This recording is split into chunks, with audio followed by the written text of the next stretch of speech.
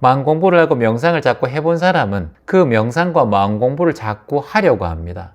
그래서 그걸 일상 속에서 점차 습관이 되도록 내 마음자리에 익숙해지도록 계속해서 반복을 해요. 반복을. 그 반복을 하는 수행이 중요하다는 거예요. 그래서 수행정지는 놓치지 마라. 채화님 안녕하세요. 저는 진정한 고요함을 찾고 싶습니다. 마음이 너무 혼란스럽고 마음 공부를 할 때만 마음이 편안하다가 또 평상시에 가면 또 불안함이 올라오고 고요함이 사라집니다. 채화님이 말씀하시는 진정한 고요함의 의미는 무엇입니까? 마음의 본질 자체가 본래 고요해요. 마음의 본질 자체가 본래 여여해요. 여여란 있는 그대로 그러하다는 뜻이에요. 우리의 마음 본래 자체가, 본래 면목이 원래 고요한 상태입니다. 그런데 여러 가지 연기법에 의해서 인연으로 말미암아 내 마음이 자꾸 불안이 올라오기도 하고 행복이 올라오기도 하고 희노, 애구, 애오욕, 즐겁고 슬프고 애착하고 또는 집착하고 두렵고 사랑을 느끼고 미워하고 또 욕심이 일어나기도 해요. 이게 인연법에 따라서 일어나는 거예요. 우리의 마음 자체는, 본래 면목 자체는 고요하다는 거예요. 그래서 여러분이 도심에 있든 시골에 있든 정글에 가든 베트남에 가든 니카라과에 가든 캄보디아에 가든 우리 마음의 본질은 고요하단 말이에요. 그걸 정멸이라고 해요. 우리의 마음의 본래 정멸의 상태고 마음의 본질이 고요한 상태입니다. 그래서 깨달음을 얻는 게 어떤 표현을 하면 좋은가 하면은 내 마음의 본래 면목을 만나는 거예요. 어디서 오는 게 아니라 내가 원래 고요한 존재임을 깨닫는 거예요. 그래서 마음이 고요해지는 연습을 자꾸 하는 이유는 우리가 깨달음을 얻기 위해서 하는 게 아니라 내가 본래 고요한 존재임을 본인이 알아라고 명상을 하는 거예요. 명상을 하다 보면 우리가 하다 보면 고요해지잖아요. 그걸 자꾸 만나게 되면 내 본래 면목이 고요함이구나, 선정의 상황이구나 라는 걸 깨닫게 된단 말이죠. 근데 우리가 명상을 해보지 않았지, 그전에는. 그래서 항상 내 마음은 분주하고 어렵고 내 까르마와 업 때문에 자꾸 혼란스러운 거예요. 근데 당신의 마음이 본래 면목 자체가 괴롭지 않고 본래 면목이 고요하다라고 말해주는 사람이 없었잖아요. 있었어요? 너는 원래 본래 고요한 존재야.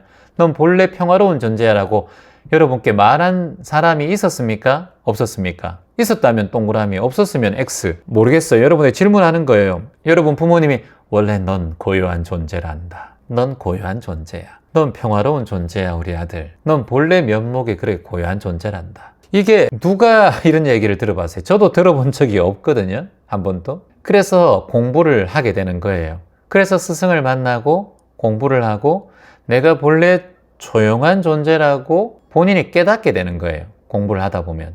명상을 할 때 여러분들이 자꾸자꾸 고요해지죠.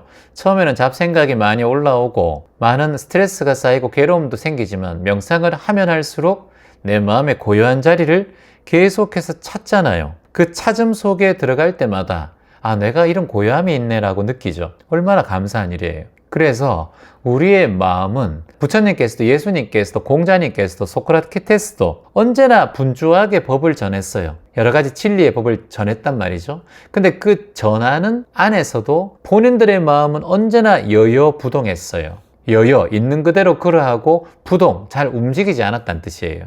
여여부동. 있는 그대로 그러하면서 많은 흔들림이 없었다. 이게 여여부동이에요. 마음 공부를 하다 보면 여여부동한 마음이 자꾸 올라옵니다. 왜냐? 명상을 하기 전에는 내가 항상 자극을 받을 때마다 들뜨고 어떤 일이 있을 때마다 반응을 했는데 명상을 하면 그때그때마다 힘들 때마다 호흡을 하고 그 순간마다 자꾸 알아차리기 때문에 여여부동의 마음이 올라옵니다. 그래서 깨달음의 상황은 특별한 상황이 아니라 본래 내 마음, 여여부동한 마음 또는 본래 일체 내 마음이 더 이상 보탤 것도 더 이상 더할 것도 없는 고요 선정의 마음이란 걸 확인하고 보는 것이 깨달음이에요. 여러분이 명상을 하다 보면 선정에 들기도 하고 고요하게 호흡을 하다 보면 어느새 내 호흡 때문에 내 마음이 고요해져요. 자, 호흡 한번 해봅시다. 자, 코로 한번 숨을 쭉 들이마셔봐요. 그리고 후 내쉬어봐요. 다시 한번 숨을 들이마셔봐요. 그리고 후 내쉬어봐요. 다시 한번 쭉 숨을 들이마시고 후. 이 자리예요. 이 자리에 숨 쉬는 것 말고 여러분 잡생각이 올라왔습니까? 지금 이 순간에 숨 쉬는 것 말고 세 번의 호흡 말고 다른 잡생각, 회사일, 직장일, 부모일, 자식일, 배우자일 생각났나요? 오로지 호흡에만 알아차림했잖아요. 여기 이 자리가 여여부동의 자리예요. 이 자리가 깨달음의 자리예요. 다른 데 찾지 말란 말이에요. 본래 내 마음이 이 자리예요. 이걸 자꾸 본인이 체험하는 거예요. 그러다 보면 일상에 마음속에 분별도 일어나고 마음속에 불편함도 일어나고 괴로움도 일어나지만 결국은 호흡을 통해서 공해지고 인연 따라서 내가 이런 마음이 올라오기도 하고 저런 마음이 올라오기도 하고 또 이런 상황에 닥쳤을 때는 이런 스트레스를 받기도 하고 또 그 닥침이 사라지면 스트레스가 또 사라지기도 하고 이렇게 왔다 갔다 하는 걸 알잖아요? 근데 내 본래의 자리는 움직임이 없어요. 다만 바람이 불 뿐이에요. 바위가 이렇게 있는데 그걸 큰 바위를 대암이라고 해요. 대암. 큰 바위가 있어요. 큰 바위가 있는데 바람이 많이 불어도 눈보라가 쳐도 이 바위는 끄떡없이 있어요. 그게 여러분의 본래 자리입니다. 근데 우리는 자꾸 이 바람을 내 삶이라고 느끼고 이 폭풍을 내 인생이라고 봐요. 여러분의 본래 자리는 바위처럼 큰 대암처럼 앉아 있는 거예요. 그대로. 내 본래 마음은 큰 바위와 같다. 깨달은 뒤에도 큰 바위가 같고 깨닫기 전에도 큰 바위와 같았다. 근데 다만 공의 의미에 따라서 인연되는 것이 일어날 때마다 내가 분별이 일어나기도 하고 괴로움이 일어나기도 한다. 그러니까 내가 모든 상황이 공하다. 인연 따라서 생겨나고 인연 따라서 흩어지는 것을 아는 것을 공의 이치를 깨달았다라고 하는 거예요. 큰 바위가 있어요. 여기 저도 개화산에 가면 큰 바위가 있어요. 그 바위가 비가 오나 눈이 오나 태양이 비치나 끄떡합니까? 그냥 그대로 있어요. 비가 오면 비가 오는 걸 아는 거예요. 그걸 공함을 안다 그래요. 눈이 내리면 눈이 오는 걸 아는 거예요. 그걸 공함을 안다 그러는 거예요. 나무가 쓰러져도 나무가 쓰러지는 걸 아는 거예요. 인연법이니까. 그래서 공함을 안다는 거예요. 매 순간마다 인연 따라서 사라지고 인연 따라서 또 생겨난다. 이걸 공하다고 하는 거예요. 따라해보세요. 인연 따라 생겨나고 인연 따라 사라진다. 이걸 공하다고 한다. 이걸 공이라고 한다. 이걸 깨닫는 것을 우리가 무위법을 깨닫는다는 거예요. 무위법을 깨닫는다는 거예요. 무위법. 함이 없다는 거예요. 내가 뭐 함이 없잖아. 뭐가 한 게 있어요. 우리가 베트남 가고 소수민족 찾아가고 고아원 아이들에게 맛있는 걸 여러 번 전달하고 뭐 함이 있습니까? 우리가 오히려 더 기쁨을 얻고 그 아이들과 그 소수민족의 순수함을 느끼며 우리가 더 큰 가르침을 느끼고 배움을 느끼고 왔는데 우리가 오히려 베푼 게 아니라 우리가 오히려 더 많은 것을 받았죠. 그리고 여러분께서 이런 사진을 보고 고아원 아이들과 소수민족의 미소를 보면서 영상 찍고 사진 찍는 분들이 항상 이렇게 얘기를 해요. 찍다 보면 소수민족의 미소를 보면 모든 걸 잊어버린다는 거예요. 그래서 우리는 마음을 닦을 때, 공부를 하고 수행을 할 때 분별하는 마음을 내려놓고 비교하지 말고 만족하고 본래 내 마음이 여여하다. 있는 그대로 그러한 걸 알고 본래 마음의 자리가 고요하고 깨달음의 자리구나 라고 매 순간마다 알아차리면 공부는 저절로 깊어져요. 그러면 내 마음의 본래 자리를 한번 확인한 사람은 그 마음 자리로 자꾸 돌아가려고 해요. 봉사를 해보고 나눔을 해본 사람은 그 기쁨으로 자꾸 되돌아가려고 해요. 마음 공부를 하고 명상을 자꾸 해본 사람은 그 명상과 마음 공부를 자꾸 하려고 합니다.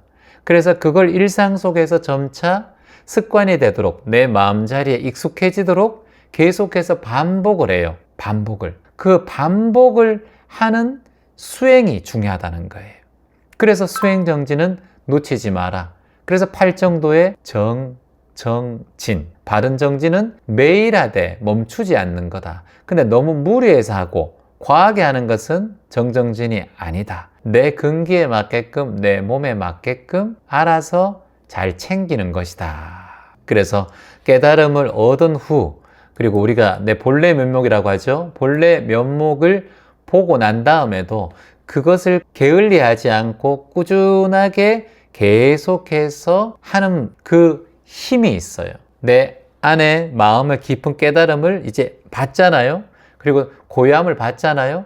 그러면 밖에 어떤 경계가 오더라도 흔들리지 않는 힘이 생기게 됩니다. 그리고 나중에 그 힘을 자꾸 키우다 보면 내 내면의 진정한 고요한 자리를 만나고 깨달음으로 완전히 내면화되는 과정이 만나게 돼요. 그래서 이걸 우리가 보림이라고 해요. 보림. 이 보자가 지킨다는 의미예요.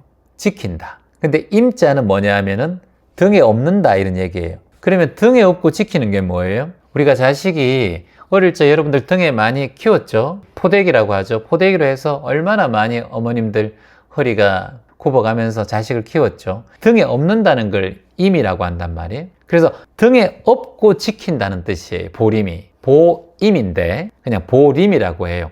공부할 때는 수행의 말로 보림이라고 하는데 내가 등에 업고 지킨다는 뜻이에요. 이게 뭘 지킬까? 내가 본래 찾은 공부의 힘, 내 본래 찾은 고요의 마음, 본래 찾은 나눔의 마음. 나눔을 해보지 않은 사람은 잘 몰라요. 만족감. 봉사를 해보지 않은 분들은 잘 몰라요.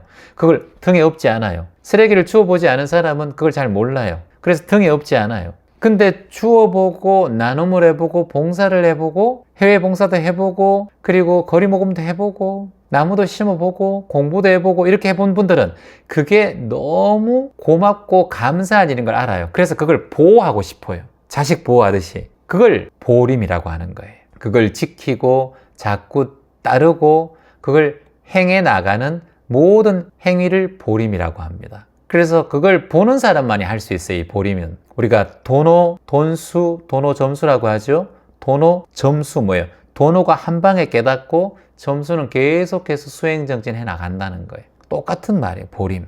내가 등에 업고 지킨다는 뜻이에요.